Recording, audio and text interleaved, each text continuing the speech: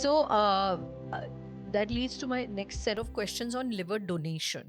तो अब अगर लिवर डिजीज किसी को हो गई है और उनको पता चल गया है ये, what is the process? Is donation the only way ahead या इसको सर्जिकली किसी और तरीके से भी कुछ करेक्टिव होता है? तो देखिए, ऐसा नहीं है कि हर लिवर डिजीज़ का मतलब है कि उसको लिवर ट्रांसप्लांट की ज़रूरत है। ओके। सिर्फ़ बहुत specific percentage of liver disease लोगों को ही लिवर ट्रांसप्लांट की ज़रूरत पड़ती है। लेकिन जब वो वहाँ पहुँच जाते हैं, जिसको हम एंड स्टेज लिवर फेलियर बोलते हैं या सिरोसिस बोलते हैं, लिवर फेलियर भी बोलते हैं। आइदर वेज़ जब पेशेंट वहाँ पहुँच गया तो उसके लिए एक ही लाइफ़ सेविंग ऑप्शन है, वो है लिवर ट्रांसप्लांट। ओके। उससे पहले बहुत सारे टाइम पे अगर टाइमली इंटरवीन किया जाए तो मेडिकल मैनेजमेंट से, कुछ डाइट चेंजेस से, लाइफ़स्टाइल चेंजेस से बहुत सारे टाइम पे हम लिवर ट्रांसप्लांट से बच सकते हैं या हमें वहाँ तक नहीं जाना पड़ेगा शायद। बट हाँ, एक बार सिरोसिस हो गया या लिवर फेलियर हो गया, तो डेफ़िनेटली मेडिकल साइंस में अभी के लिए आज तक के लिए एक ही ऑप्शन है कि हमें लिवर ट्रांसप्लांट की इसकी ज़रूरत कोई पड़े। मेडिकेशन या उसके थ्रू मैनेजमेंट नहीं हो सकती है? एंड स्टेज लिवर फेलियर या सिरोसिस हो गया एक बारी तो हम उससे रिलेटेड कॉम्प्लिकेशंस को मैनेज कर सकते हैं मेडिसिन से, बट रूट कॉज जो है लिवर फेलियर उसको नहीं ट्रीट कर सकते हैं। तो उसमें बेस्ट ऑप्शन यही होती है कि जितना जल्दी लिवर ट्रांसप्लांट करा लिया जाए उतना पेशेंट के लिए अच्छा होता है। तो आप हमें एक्चुअली, बिकॉज बहुत सारे मिथ्स हैं, बहुत फियर्स भी हैं, लोगों को मिस इन्फॉर्म्ड भी हैं कि ये लिवर डोनेशन होता क्या है? क्या एक जीवित इंसान दूसरे इंसान को डोनेट कर सकता है, या इसमें ब्रेन डेड डोनेशंस होती हैं? अगर मैंने अपना लिवर डोनेट कर दिया तो मेरा क्या होगा? मतलब कुछ ठीक से मतलब प्रॉपरली एक प्रोसेस है, आई एम श्योर होगा, तो उसको आप एक-एक स्टेप वाइज़ बता सकते हैं ताकि अगर कोई फैमिली, किसी के पास ये न्यूज़ पहुँचे कि उनकी कोई फैमिली का कोई इंसान मेंबर लिवर डिजीज़ से प्रॉब्लम में या एंड स्टेज पे पहुँच गया है, तो वो उस चीज़ को कैसे within themselves how do they process it, and then what is actually medically the way ahead? So see कोई भी ऑर्गन डोनेशन है, चाहे लिवर है या किडनी है, दो तरीके से हो सकता है। या तो ब्रेन डेड ऑर्गन डोनेशन हो सकती है, जिन पेशेंट्स की ब्रेन डेथ हो जाती है रोड ट्रैफिक एक्सीडेंट्स में या ब्रेन हेमरेज में।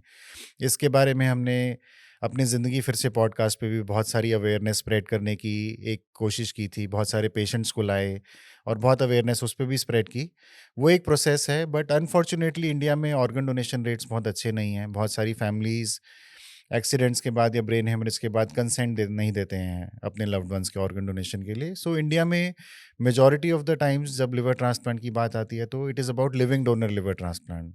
सो लिविंग डोनर लिवर ट्रांसप्लांट का मतलब है कि एक लिविंग डोनर जो आपका फैमिली मेंबर है, वो आपके लिए एक लिवर का पार्ट आपको डोनेट कर रहा है। That is living donor liver okay. Transplant. Okay. So जैसे किडनी में, तो एक पूरी किडनी ही आपकी डोनेट की जाती है, इसमें लिवर का 30% तक कितना नहीं, परसेंट? नहीं। सो लिवर तो एक ही ऑर्गन है। सो हम्म। ऑफ कोर्स पहले वो सब कुछ मेडिकल टेस्ट और कैलकुलेशंस होते हैं कि डोनर का लिवर कितना बिग साइज़ का है। एंड रफली 60 टू 65% ऑफ द पार्ट जो डोनर के लिवर का है, वो हम लेके पेशेंट में लगा देते हैं। और जो डोनर का 35-40% लिवर बचता है, वो विदिन 6 टू 8 वीक्स वापस से ग्रो करके 95% हो जाता है। ओह! ओके। सो और इसमें कोई ये क्राइटेरिया है, जैसे हमने बच्चों में लिवर डिजीज़ेज़ की बात की, अगर किसी बच्चे को लिवर डोनेशन की ज़रूरत है, तो क्या वो बच्चा ही डोनेट कर सकता है कि एडल्ट कर? कुछ कुछ इसमें एज क्राइटेरिया या फैमिली फैक्टर्स की अपनी फैमिली से ही लोग कर सकते हैं, कोई बाहर का कर सकता है? कैसे ये? सो सी ऑर्गन डोनेशन एक लॉ है, human organ act law of India.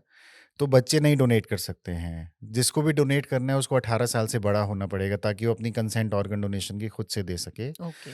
जब हम बच्चों का लिवर ट्रांसप्लांट करते हैं तो मोस्ट ऑफ द टाइम्स उनके मदर या फादर डोनर्स होते हैं।